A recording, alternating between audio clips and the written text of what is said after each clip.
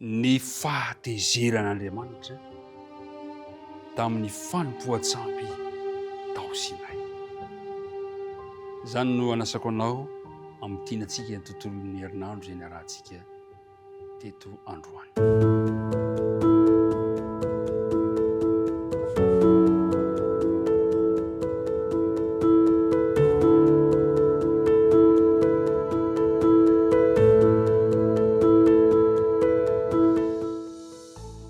Dia miarabanao sy ny ankohonanao indray tafahoana soamantsara amin'ity farany volana sady. Voatsela korintsika ny fampiarava-taom-baovao kanefa dia mifarana sady ny volana janoary. Misaotra Andriamanitra isika noho ny fitantanany ka samy mbola velonaina isika tsirairay avy. Andeha ampifaliana ny fanofaovatanana amin'izay toerana misy anao, ny fiadanany tompony eo anao sy ny ankohonanao. Dia hiaraka hivavaka isika. Andriamanitra rainay any an-danitra, misaotra anao izahay no ity andro mahafinaritra omenao anay ity, ka mbola hatsapahanay ny fitiavana sy ny famindram-po izay atolotra tsy tapaka eo amin'ny fiainan'ny tsirairay avy. Mpanota tsy mendrika anefa izahay, koa mangataka ny fanadiovana, mangataka ny famelan-keloka.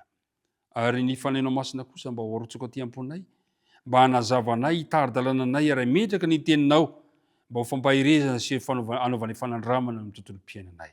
Dia mita izo ampiara-mitinika amiko izao, ny vavaka tononona sy angatana aminara Jesosy rery ihany.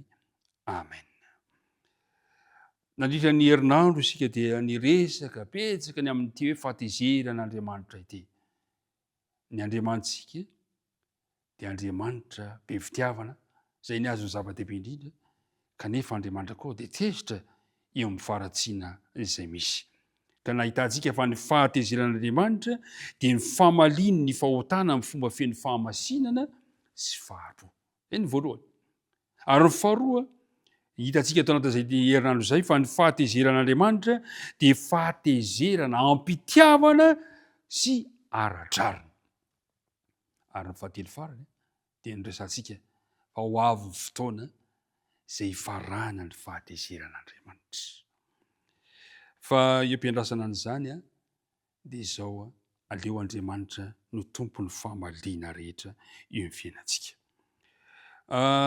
Tao Sinay dia fantatsika tsara ny zavatra nitranga fa nanota ny zanak'Israely tamin'ny nanamboaran'izy ireo lahy kely volamena. Io ny ankohofany, io no heveriny fa Andriamanitra nitantana azy sy nitondra azy nivoaka avy any Egypta.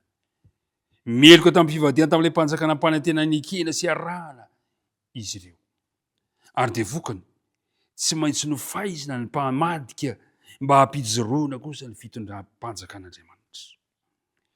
Ny ilaina mihitsy io famaizana fandikan-dalàna io mba hanehoana amin'ny firenena manodidina azy fa tsy ankasitran'Andriamanitra ny faharatsiana, tsy ankasitran'Andriamanitra ny fanompoan-tsampy izay nitranga tao Sinay.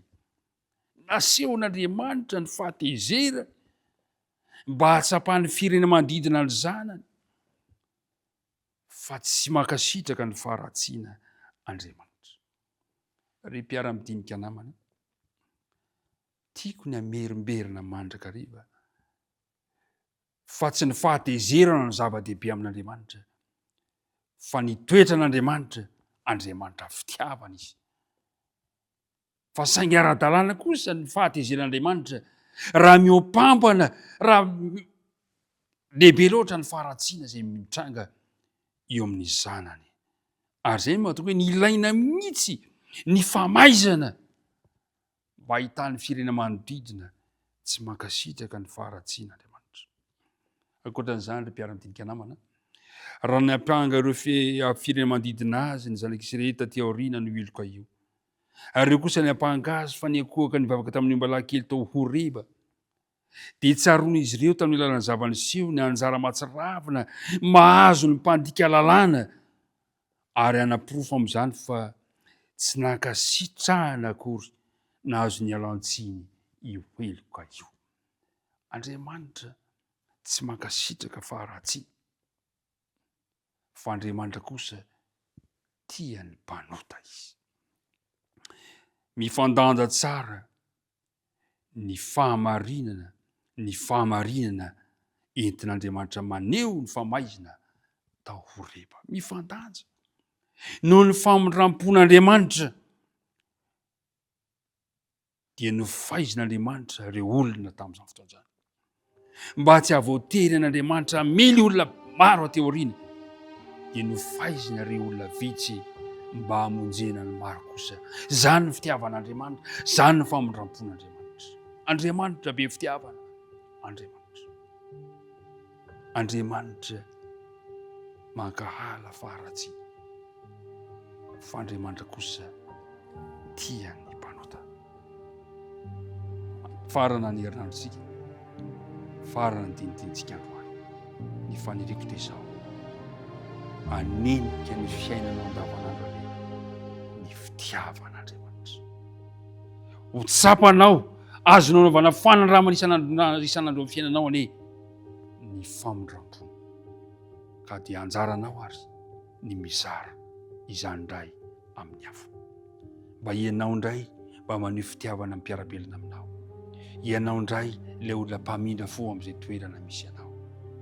Tompony anampy anao ny amin'izany dinika izany. Ndeha araka ivavaka isika marana antsika ny tontolo ny herinandrontsika. Ivavaka antsika.